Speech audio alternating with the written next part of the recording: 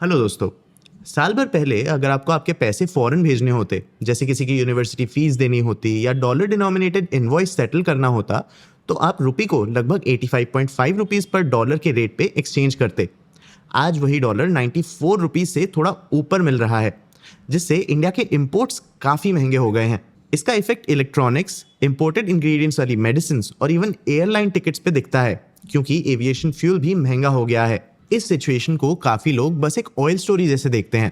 Middle east war ने oil prices को $100 पर बैरल के ऊपर भेज दिया, जिससे इंडिया का इंपोर्ट बिल बढ़ गया और रूपी गिर गया। ये बात सही है, लेकिन ये पूरी कहानी नहीं है। असली सवाल ये है कि इंडिया की सिचुएशन अपने नेबर से ज़्यादा खराब क्यों है।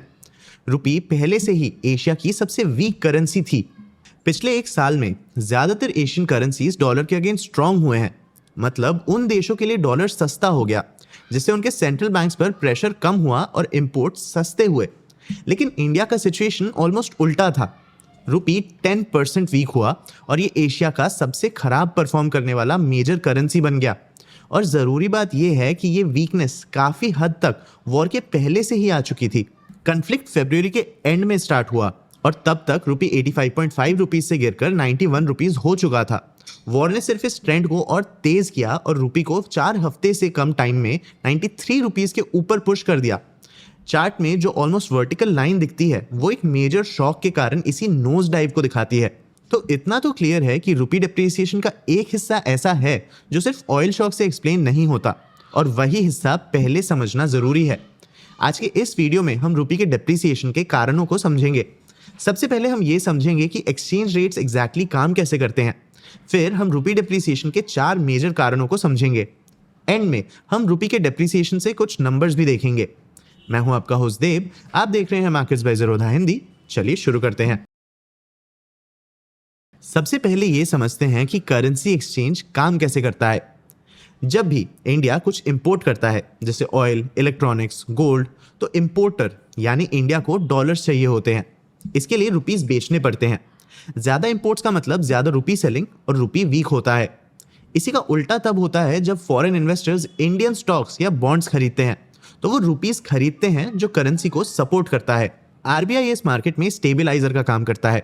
जब रुपी बहुत तेजी से गिरता है तो आरबीआई अपने रिजर्व से डॉलर्स बेचता है। जैसे एग्जाम्पल के लिए इंडिया के फॉरेक्स रिजर्व्स फरवरी 27 के वीक में $728.5 बिलियन से गिरकर मार्च 13 तक $709.8 बिलियन हो गए। ये सिर्फ 2 हफ्तों में लगभग $19 बिलियन का फॉल है। इसका एक बड़ा कारण रुपी को सपोर्ट करने के लिए आरबीआई का डॉलर बेचना था। लेकिन आरबीआई अंडरलाइंग फोर्सेस को नहीं पलट सकता, बस उन्हें धीमा कर सकता है। इंडिया अपना लगभग 85% क्रूड ऑयल इंपोर्ट करता है, तो जब प्राइसेस बढ़ते हैं इंपोर्टर्स को ज़्यादा डॉलर्स चाहिए होते हैं और रुपी वीक होता है। साथ ही फॉरेन पोर्टफोलियो इन्वेस्टर्स नर्वस होकर पैसे निकाल लेते हैं। जैसे मार्च के पहले 18 दिनों में ही एफपीआईज ने $10.8 बिलियन निकाल लिए, मतलब लगभग पूरे साल भर के आउटफ्लोज सिर्फ 3 हफ्तों में। लेकिन जापान के एक बड़े बैंक एमयूएफजी बैंक के रिसर्च के हिसाब से अगर हम इसे सिर्फ ऑयल स्टोरी समझते हैं तो हम इंडिया के डीपर वीकनेस को मिस कर रहे हैं। इंडिया का एक्सपोजर मिडिल ईस्ट से सिर्फ ऑयल के थ्रू नहीं है, बल्कि और भी चैनल से है जो दिखते कम है, लेकिन इनका असर ऑलरेडी चालू हो चुका है। चलिए एक एक करके इन चैनल्स को समझते हैं। पहला चैनल है एलपीजी, जो आपके किचन सिलेंडर में आता है। इंडिया का ज़्यादातर एलपीजी मिडिल ईस्ट से आता है। अब क्रूड ऑयल को रीरूट किया जा सकता है। इंडिया 2022 से रशिया से डिस्काउंटेड ऑयल ले रहा है, लेकिन एलपीजी इतना फ्लेक्सिबल नहीं होता। इसके लिए स्पेशलाइज्ड रेफ्रिजरेटेड टैंकर्स चाहिए होते हैं।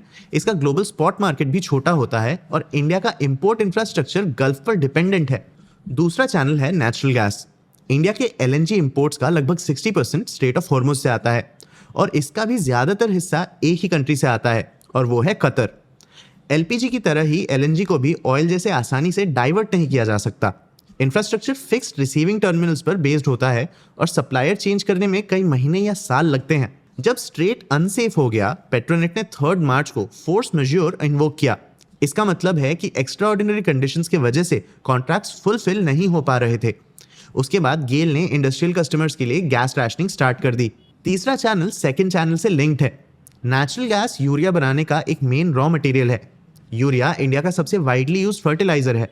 अगर गैस सप्लाई कट होता है तो डोमेस्टिक यूरिया प्रोडक्शन भी गिर सकता है, और सिर्फ यूरिया ही नहीं, गल्फ कंट्रीज इंडिया के फिनिश्ड फर्टिलाइजर इंपोर्ट्स का भी लगभग 40% सप्लाई करते हैं। ये एशिया के बाकी किसी भी देश से ज्यादा है। इसका direct impact food production cost per पड़ता है। MUFG कहता है कि ये एक डिलेड रिस्क है, मतलब शॉक मार्च में आता है, लेकिन इसका इम्पैक्ट फूड प्राइसेस पर जून के खरीफ सीजन में दिखेगा, जब फार्मर्स फर्टिलाइजर्स खरीदते हैं, जो शायद तब तक महंगे हो चुके होंगे। फोर्थ चैनल है रेमिटेंसेस। ओवरसीज काम करने वाले इंडियंस में से आधे से ज्यादा गल्फ रीजन में है और लगभग 30% रेमिटेंसेस वहीं से आते हैं। ये रेमिटेंसेस हर साल करंट अकाउंट डेफिसिट को थोड़ा बहुत ऑफसेट करते हैं, क्योंकि ये स्टेडी डॉलर इनफ्लो देते हैं। लेकिन अगर क्राइसिस का इम्पैक्ट गल्फ में जॉब्स और इनकम पे पड़ता है तो ये फ्लोज कम हो सकते हैं। MUFG एस्टिमेट करता है कि ऑयल प्राइसेस में हर $10 का इंक्रीज इंडिया के करंट अकाउंट डेफिसिट को GDP के 0.4 to 0.5 परसेंटेज पॉइंट्स तक बढ़ा देता है। इंडिया का करंट अकाउंट डेफिसिट ऑलरेडी इस फाइनेंशियल ईयर के थर्ड क्वार्टर में GDP का 1.3% था। अगर ऑयल $100 पर बैरल के आसपास रहता है तो ये डेफिसिट लगभग 3% ऑफ GDP तक बढ़ सकता है। मतलब इंडिया स्ट्रक्चरली जितने डॉलर्स कमाता है हमें उससे ज्यादा चाहिए होंगे और एक्सचेंज रेट को भी एडजस्ट करना पड़ेगा। RBI के पास रुपये के ओवरऑल वैल्यू का एक मेजर होता है, इसे रियल इफेक्टिव एक्सचेंज रेट या REER कहते हैं। ये रुपीस को 40 ट्रेडिंग पार्टनर करेंसीज के अगेंस्ट ट्रैक करता है और इन्फ्लेशन एडजस्ट करता है। 100 से ऊपर का मतलब ओवर वैल्यूड और 100 से नीचे का मतलब अंडर वैल्यूड। REER फरवरी 2025 में 102.3 से गिरकर फरवरी 2026 में 94.1 हो गया। मतलब इंडियन गुड्स और एसेट्स ग्लोबल बायर्स के लिए सस्ते हो गए हैं। कैपिटल माइंड के दीपक शेनॉय ने पॉइंट आउट किया है कि ये अंडर वैल्यूएशन एक्चुअली और ज्यादा हो सकता है, क्योंकि REER सिर्फ गुड्स ट्रेड काउंट करता है, सर्विसेज नहीं, जबकि इंडिया के सर्विसेज एक्सपोर्ट्स काफी बड़े हैं। अगर रूपी क्लियरली अंडर वैल्यूड है तो थियोरेटिकली रिकवरी आनी चाहिए, लेकिन अभी जो फोर्सेस रूपी को नीचे पुश कर रहे हैं वो उन फोर्सेस से ज्यादा स्ट्रांग हैं जो इसे ऊपर खींचते हैं।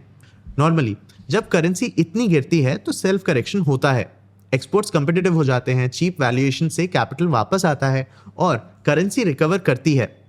REER डेटा के हिसाब से ये करेक्शन काफी टाइम से होना बाकी है, लेकिन रिकवरी तभी आएगी जब दुनिया को लगे कि सारे बड़े प्रॉब्लम्स खत्म हो गए हैं।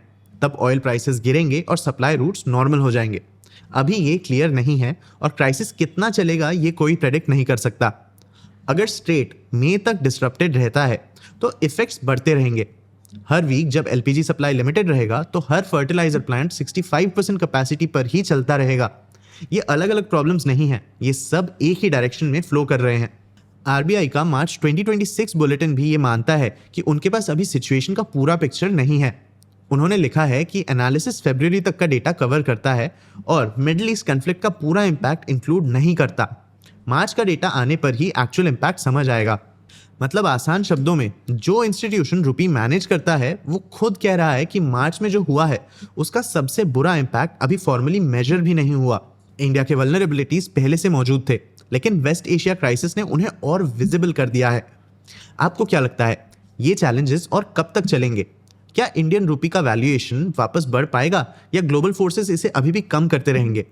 अपने व्यूज हमें कमेंट सेक्शन में जरूर बताना। आगे आप कौन से टॉपिक्स पे वीडियोस देखना चाहते हो ये भी हमें कमेंट सेक्शन में जरूर बताना।